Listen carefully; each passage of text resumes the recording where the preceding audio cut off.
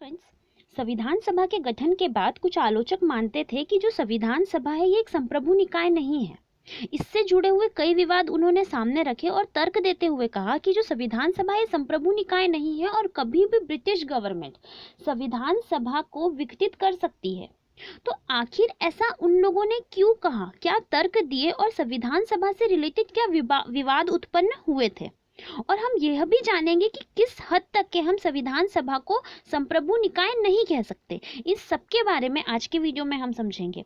तो सबसे पहले हम स्टार्ट करते हैं कि आखिर संप्रभुता का अर्थ क्या होगा, क्योंकि इस सारे मैटर को समझने के लिए यह जरूरी है कि आखिर हम किसे संप्रभुता कहते हैं। तो स्टार्ट करते हैं। सबसे पहले हम पढ़ते हैं कि संप्रभुता का अर्थ क्या होता है। तो संप्रभुता से तात्पर्य राज्य की उस शक्ति से है जिसके कारण राज्य अपनी सीमाओं के अंतर्गत कुछ भी करने के लिए स्वतंत्र है। इसका मतलब क्या हुआ कि जो राज्य है, हमारी भारत सरकार है, हमारा जो केंद्र है, यह हमारे राज्य में मतलब जितनी हमारी सीमा लगी हुई है, भारत की सीमा जहाँ से लगी हुई है, उस सीमा के अंदर वह कुछ भी करने के लिए स्वतंत्र है। मतलब उसे किसी भी तरह से किसी दूसरे से उसके लिए निर्णय लेने की या फिर उसके ऊपर किसी और से परमिशन लेने की जरूरत नहीं पड़ेगी। वह अपने निर्णय खुद लेने के लिए स्वतंत्र है, लेकिन याद रखिएगा अपनी सीमाओं के अंतर्गत। साथ में राज्य के अंदर कोई भी व्यक्ति अथवा समुदाय राज्य के ऊपर नहीं होगा। इसका मतलब क्या होगा कि जो राज्य है, जो हमारा भारत है, इसमें कोई भी जो सरकार होगी या फिर कोई भी व्यक्ति ये हमारे भारत से ऊपर नहीं होगा, अर्थात हमारे संविधान या हमारे सर्वोच्च न्यायालय के ऊपर नहीं होगा। ठीक है। इसके बाद बाहरी दृष्टि से संप्रभुता का अर्थ राज्य बाहरी सत्ता के प्रत्यक्ष अथवा अप्रत्यक्ष नियंत्रण से स्वतंत्र होगा। मतलब जो हमारा भारत है वो कोई भी बाहरी सत्ता, जैसे कि पहले भारत जो था इंग्लैंड का गुलाम था। इसके पहले अगर हम देखें इतिहास में जाके तो अरब, तुर्क, दिल्ली सल्तनत, मुगल, हम इन सब के कम से कम 1000 सालों तक के गुलाम रह चुके। तो यह जो बाहरी सत्ता थी हम पे अप्रत्यक्ष या प्रत्यक्ष तौर से नियंत्रण करती थी। लेकिन जब हमारा संविधान बनता है, हमारी संविधान सभा का गठन होता है, तो उसमें यह लिखा हुआ था कि जो भारत है वो संप्रभु होगा। इसका अर्थ यही हुआ कि जो भारत है उसमें, उसके राज्यों में, उसके केंद्र में, उसकी सीमाओं के अंतर्गत कोई भी बाहरी सत्ता का प्रत्यक्ष या अप्रत्यक्ष नियंत्रण नहीं होगा। साथ में जो हमारा भारत होगा वह आंतरिक एवं वैदेशिक मामलों में बिना किसी बाह्य दबाव एवं प्रतिबद्धता के स्वतंत्र रूप से निर्णय लेने में भी सक्षम होगा। अब अगर हम इसमें आंतरिक और वैदेशिक मामलों को देखें तो आंतरिक का अर्थ क्या होगा? आंतरिक का अर्थ होगा जैसे कि हमारे राजनीतिक मामले हो गए, हमारे आर्थिक हो गए, या फिर सामाजिक और धार्मिक मामले हो गए। इसमें हम ही हमारा डिसीजन खुद ले सकते हैं। ऐसा नहीं कि हम ब्रिटिश गवर्नमेंट के पास जाके उनसे कुछ परामर्श लेंगे, और ना ही जैसे कि हमारे बाह्य मामले जिसमें मित्र हो गए, शत्रु हो गए, संधि, हमें किसी से संधि करनी है या नहीं करनी है, इन सभी के मामले में डिसीजन हम खुद लेंगे। तो संप्रभुता का अर्थ क्या होगा कि भारत के सीमाओं के अंतर्गत हमें जो भी करना है उसके लिए हम खुद अपना फैसला कर सकते हैं। और हमारे जो भारत है इसमें कोई भी जो बाहरी शक्ति होगी, बाहरी सत्ता होगी, वो किसी भी तौर पर प्रत्यक्ष या अप्रत्यक्ष हमारे ऊपर नियंत्रण स्थापित नहीं कर सकती। तो यह हुआ संप्रभुता का अर्थ। अब हम समझते हैं कि संप्रभुता का अर्थ समझने के बाद कि संविधान सभा से संबंधित विवाद क्या क्या उत्पन्न हुए थे। तो संविधान सभा से जो संबंधित विवाद है उसमें आलोचक सबसे पहले कहते हैं कि जो संविधान सभा है इसका जो गठन है यह कैबिनेट मिशन व ब्रिटिश प्रधानमंत्री क्लाइमेट एटली की घोषणा से हुआ है। हमने पढ़ा था कि जब क्रिप्स मिशन आता है, इसके पहले वेवल योजना, अगस्त प्रस्ताव, ये सब कुछ आगे चला जाता है। लास्ट में जब कैबिनेट मिशन आता है इसी के तहत जो होता है संविधान सभा का गठन होता है। और इसके भी पहले क्या होता है, ब्रिटिश जो प्रधानमंत्री चेंज होते हैं, लेबर पार्टी की सरकार आती है ब्रिटेन में चुनाव होने के बाद, तो वहां पर क्लाइमेट एटली बनते हैं प्रधानमंत्री और वह भेजते हैं क्या, कैबिनेट मिशन। तो पहला आलोचक कहते हैं कि जो संविधान सभा है इसका जो गठन है ये कैबिनेट मिशन और ब्रिटिश प्रधानमंत्री क्लाइमेट एटली के घोषणा के कारण हुआ है। दूसरा ये लोग तर्क देते हैं कि जो संविधान सभा है इसका गठन इंग्लैंड की संसद के द्वारा पारित किया गया था। जब वहां पर लेबर पार्टी आती है, कहाँ, ब्रिटेन में, तो वहां की संसद में एक बिल पास होता है जिसके तहत कैबिनेट मिशन को भारत में भेजा जाता है। इसके बाद ये कहते हैं आलोचक कि जो केंद्र सरकार है इनको 3 विभाग नहीं दिए गए।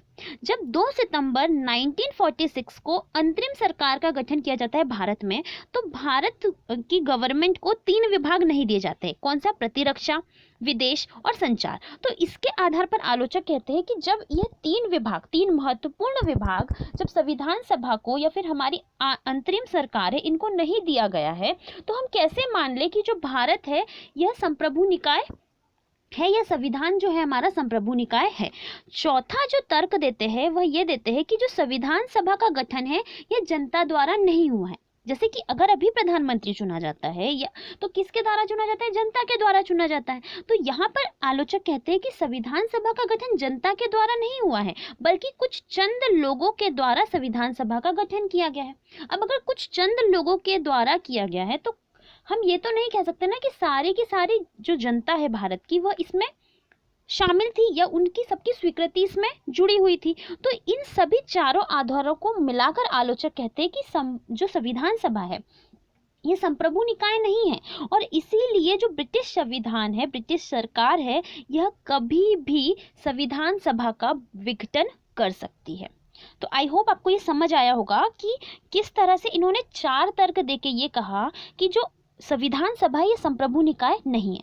अब हम ये देखते हैं कि क्या संविधान सभा को संप्रभु न मानना उचित और तार्किक है या नहीं है। तो संविधान सभा को संप्रभु न मानना उचित व तार्किक नहीं है, क्योंकि अब इसके आगे समझते हैं कि क्यों ऐसा कहा जा रहा है कि संविधान सभा संप्रभु निकाय ही थी। तो पहला था कि जो तात्कालिक भारत ब्रिटिश के अधीन था। वैसे तो अगर हम कहें तो संविधान सभा का निर्माण हो रहा था तो भी जो भारत था वह ब्रिटिश के ही अधीन था, अर्थात जो वैधानिक रूप से जो शासन था वह ब्रिटिश ही कर रहे थे, लेकिन सत्ता का हस्तांतरण किया जा चुका था क्योंकि अंतरिम सरकार का गठन हो चुका था। दूसरा कहते हैं कि उद्देश्य प्रस्ताव में लिखित था कि भारत एक संप्रभु राज्य है। जब हमारा उद्देश्य प्रस्ताव जवाहरलाल नेहरू के द्वारा पारित किया जाता है तो उसमें लिखा हुआ था कि भारत एक संपूर्ण प्रभुत्व संपन्न राज्य होगा या एक संप्रभु राज्य होगा, जिसके ऊपर कोई भी अपना आंतरिक या बाह्य दबाव नहीं डाल पाएगा। तीसरा था कि संप्रभुता का कभी भी यह अर्थ नहीं हो सकता कि किसी से संबंध स्थापित नहीं कर सकते। ठीक है, अगर हम यह बोल दे कि कोई भी अगर ब्रिटिश गवर्नमेंट है या फिर कोई भी देश है, ये हमारे ऊपर हमारे किसी भी मामले में फैसला नहीं ले सकते या फिर हम पे किसी चीज़ का दबाव नहीं बना सकते, लेकिन हम ये भी तो नहीं कह सकते ना कि अगर हम किसी की मदद ले रहे हैं, जैसे कि अभी कोरोना के मामले में हम बहुत सारे देशों से वैक्सीन के लिए मदद ले रहे हैं, तो क्या इसका ये अर्थ तो नहीं हुआ ना कि भारत जो है वह संप्रभु निकाय नहीं रहा।